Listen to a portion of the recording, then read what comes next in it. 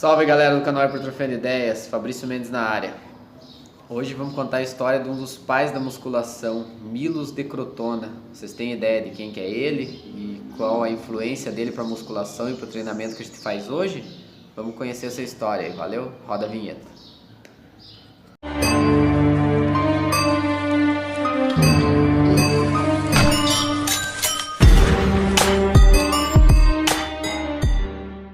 Então galera, hoje no canal a gente vai estar contando a história de um cara que nasceu simplesmente aí 550 anos antes de Cristo.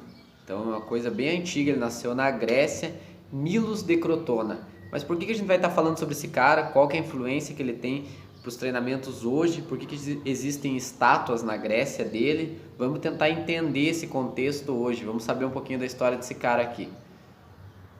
Então vamos lá galera, Milos de Crotona, ele foi um lutador grego. Ele foi um lutador do que hoje a gente conhece por luta greco-romana, luta mais moderna, luta greco-romana, que inclusive vários lutadores do UFC praticam.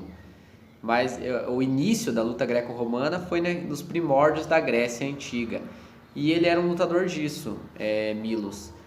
E na realidade, ele percebeu que para ele ter sucesso na luta, ele precisaria ter mais força. Mas como desenvolver essa força? Aí que vem o detalhe. Ele era pecuarista, era agricultor, morava ali numa pequena propriedade rural. O que ele desenvolveu e por que a importância desse cara até hoje? Porque ele percebeu a ideia da sobrecarga, que é uma ideia que a gente usa até hoje. Todo mundo que entra numa academia, pega um peso de 2, 3, aumenta para 5, vai aumentando, até chegar ao seu limite, é a sobrecarga. As cargas não são estáticas, a gente está sempre aumentando. E ele iniciou isso lá atrás. Como falei, como ele morava numa propriedade rural, ele começou a carregar um bezerro, quando ele era criança ainda. Pegava esse bezerro nas costas, dava ali 2 passos. Beleza. No outro dia, tentava dar 3 passos. Até que esse bezerro foi crescendo, ele foi crescendo e a força dele foi aumentando. E essa foi a ideia da sobrecarga, cada vez pegando um peso maior e realizando, vamos dizer, mais repetições, que era andar, mais longe com esse bezerro, que depois se tornaria um boi adulto, e ele andava tranquilamente com ele nas costas. Então ele criou uma força descomunal devido a isso. E essa força fez com que ele obtivesse sucesso nas lutas, na luta greco-romana, na precursora da luta greco-romana. Inclusive ele foi 6 vezes campeão olímpico das Olimpíadas Antigas na Grécia. Ele é 6 vezes campeão olímpico de luta. Inclusive ele ficou tão famoso na época que todo mundo queria saber como que ele tinha tanta força, porque ele ganhava de todo mundo. Ele virou tipo uma celebridade na época.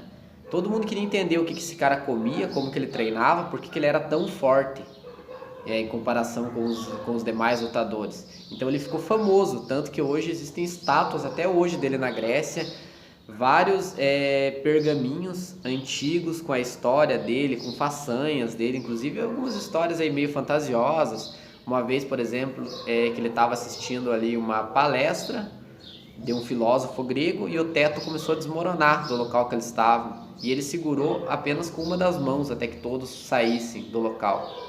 Mito ou verdade, existem histórias que permanecem até hoje desse cara.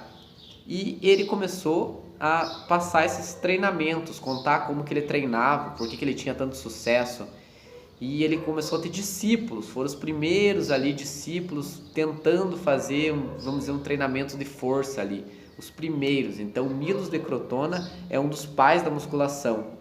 E contar mais uma curiosidade aí sobre a morte dele. Na lenda, a gente não sabe, não tem como ter totalmente certeza, mas a lenda conta que ele estava um dia andando no bosque e encontrou uma árvore que tinha sido começado a ser cortada por lenhadores ali, e ele tentou partir essa árvore ao meio, e esse tronco acabou fechando e prendendo os braços dele, ele ficou preso.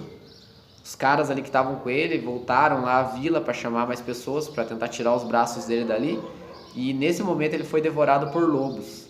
Essa é a história da morte de Milos. Gostaram dessa história aí? Garanto que a maioria não sabiam, dessa história aí, que é uma história bem interessante do começo da sobrecarga aí, beleza? Então deixa o like lá, curte e compartilha. Valeu, galera. Tamo junto.